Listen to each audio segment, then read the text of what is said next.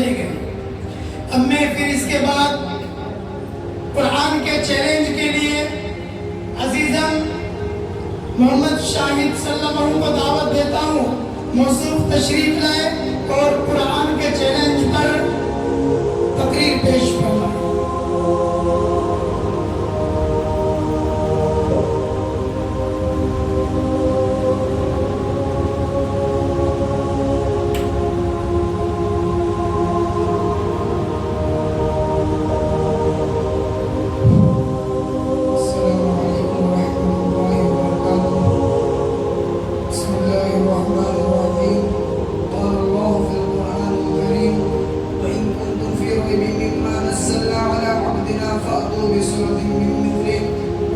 شهداءكم من دون الله إن كنتم صادقين صدق الله العظيم. جناب صدر، حاضرین جلسہ اور عزیز ساتھیوں، آج میری تقریر کا موضوع قرآن کا چیلنج.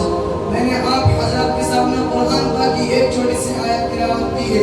اس میں حق تعالی شانہ نے فرمایا ہے کہ یہ قرآن جو محمد عربی صلی اللہ علیہ وسلم تمہیں پڑھ کر سناتے ہیں، اس کے علوم و معارف تمہارے سامنے بیان کرتے ہیں، صداقت و سچے کا اعلان کرتے ہیں، اور تم یہ سمجھتے ہو، تمہارا خیال یہ ہے کہ اسی کا کلام ہے، آسمانی وحی نہیں ہے، میری طرف سے نازل نہیں ہوا ہے. تم میرے اللہ کو جھٹلاتے ہو.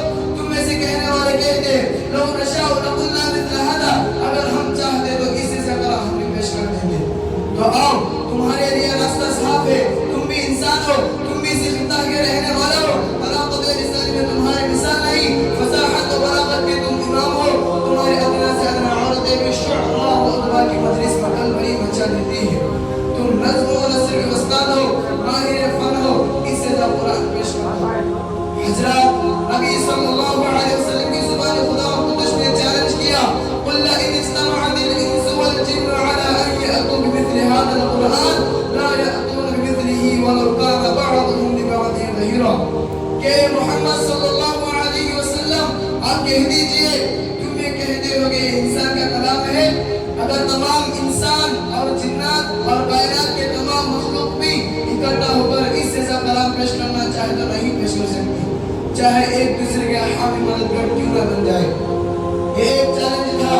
دشمن اسلام اور قرآن کے لیے ایک ضروری موقع تھا. جو اسلام اور پیغمبر اسلام کے خلاف توڑ و تشریح کر رہے تھے، جو اسلام کا چہرہ مسخ کرنے کی کوشش کر رہے تھے، وہ میدان میں آتے اس جیسا کلام پیش کر کے اس کا جواب دے دیں اور اس تحریک کو ابھرنے سے پہلے ہی کچل دے دیں. لیکن اس چیلنج پر سب کو سام سن گیا. ان دشمنان اسلام کے چہروں پر ہوائیں اٹھنے لگی. وہ سب ماہر فن، فصیح و بلیغ اور زبان داری میں اپنا جان نارنے اور حیرت میں پڑ گئے. کسی نے اس چیلنج کو قبول نہ کیا. سب کے زبانیں گم ہو گئی. پھر حق تعالی شانہ نے آپ نیچے دے کر فرمایا کہ اگر تم پورا قرآن نہیں پیش کر سکتے تو اس جیسی 10 صورتیں ہی بنا کر پیش کر دو. اگر تنہا نہیں لا سکتے تو اپنے عالمی کانفرنس کر دو، اکیڈمی بنا دو، تمام حکمرانوں کو بلا کر اس کا جواب پیش کر دو. ارشاد فرمایا ام یقولون افتراه قل فأتوا بعشر سور مثله مفتریات وادعوا من استطعتم من دون الله ان کنتم صادقین. کیا تم یہ کہہ دو کہ محمد صلی اللہ علیہ وسلم نے کہہ دیا؟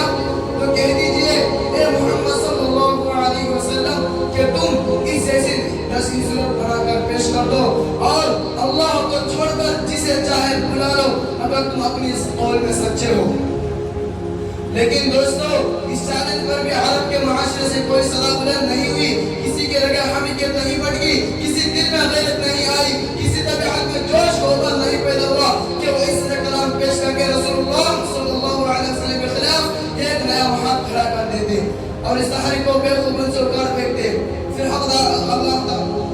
اللہ تبارک و تعالیٰ نے ان کے رگے حمیت کو پھر للکارا، ان کے غیرت پر پھر تیش نہیں کی، ان کے شک و شبہ ختم کیا اور صداقت کا اعلان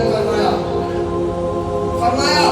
وَإِن كُنتُمْ فِي رَيْبٍ مِّمَّا نَزَّلْنَا عَلَىٰ عَبْدِنَا فَأْتُوا بِسُورَةٍ مِّن مِّثْلِهِ وَادْعُوا شُهَدَاءَكُم مِّن دُونِ اللَّهِ إِن كُنتُمْ صَادِقِينَ. کہ تم اب اس کلام میں ذرا برابر بھی شبہ ہے اور تم یہ خیال کرتے ہو کہ محمد صلی اللہ علیہ وسلم اسے بنا کر لاتے ہیں، تو تم اس ایسی ایک ہی صورت بنا دو، اپنے معبودان قاتلہ کا ساتھ دے لو، تمام مسلمہ قوم کو ساتھ دے کر انفراداً نازعی طریقے سے ہی اس کی ایک ہی صورت بنا دو. پھر اگلی صورت میں جاری ہوئی ہے وَلَا تَفْعَلُوا کہ قیامت تک نہیں پیش کر سکتے. انہیں چند بات میں اپنا تقریر ختم کرنا چاہتا ہوں اس شعر کے ساتھ. اے قول محمد قول خدا فرمان نہ بدلا جائے گا, بدلے گا زمانہ لاکھ مگر قرآن نہ بدلا جائے گا.